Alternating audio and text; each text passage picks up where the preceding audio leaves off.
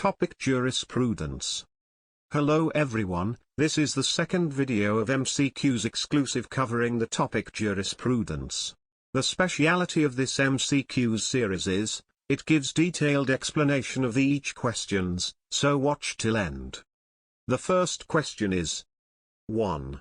Who among the following defined law as a rule laid down for the guidance of an intelligence being by an intelligence being having power over him? A. Bentham. B. Salmond. C. Herring.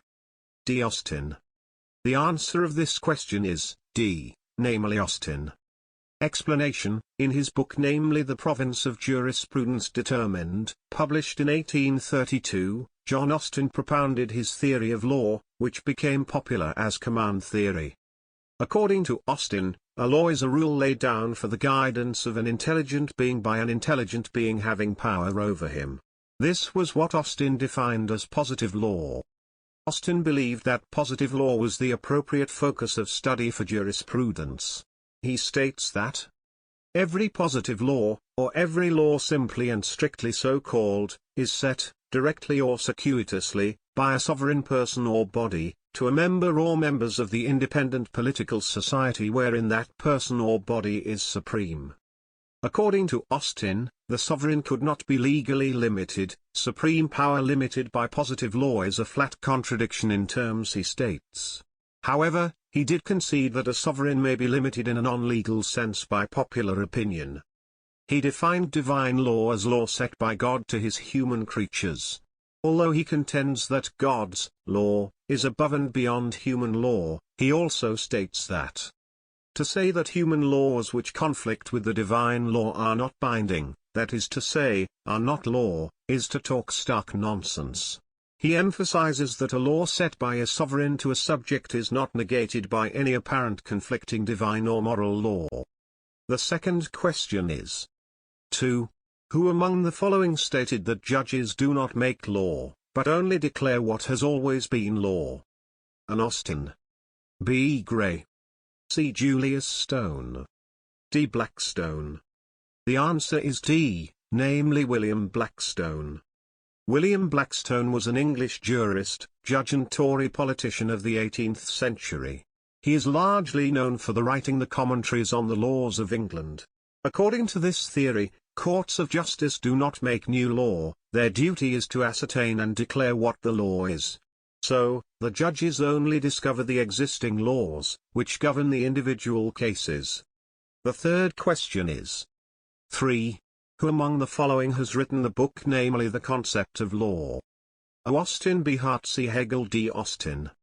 The answer is B, namely HLA Hart. Herbert Lionel Adolphus Hart, usually cited as HLA Hart, was a British legal philosopher, and a major figure in political and legal philosophy. He was Professor of Jurisprudence at Oxford University and the principal of Brasenose College, Oxford. His most famous work is The Concept of Law, 1961, which has been hailed as the most important work of legal philosophy written in the 20th century. The Concept of Law presents Hart's theory of legal positivism, that is the view that laws are rules made by humans and that there is no inherent or necessary connection between law and morality, within the framework of analytic philosophy. Among other points, the book also criticized John Austin's theory that law is the command of the sovereign backed by sanction. The fourth question is 4. Who among the following has written the book namely The Pure Theory of Law? An Austin. B. Hart. C. Kelsen. D. Austin. The answer is C, namely Hans Kelsen. Hans Kelsen was an Austrian jurist, legal philosopher and political philosopher. He was the author of 1920 Austrian Constitution, which to a very large degree still valid today. Pure Theory of Law, first time published in 1934. The theory proposed in this book has probably been the most influential theory of law produced during the 20th century. The fifth question is 5. Who among the following has given the formula of social engineering? A. Dewitt. B. Hobbes. C. R. Pound. D. J. Rawls. The answer is C, namely Roscoe Pound. Nathan Roscoe Pound was a distinguished American legal scholar and educator. Roscoe Pound conceived law as a social engineering, its main task being to accelerate the process of social ordering by making all possible efforts to avoid conflicts of interest of individuals in the society. Thus courts, legislators, administrators and jurists must work with a plan and make an effort to maintain a balance between the competing interests in society. The sixth question is, 6. Which among the following statements best describes one of Dworkin's central arguments in Justice for Hedgehogs?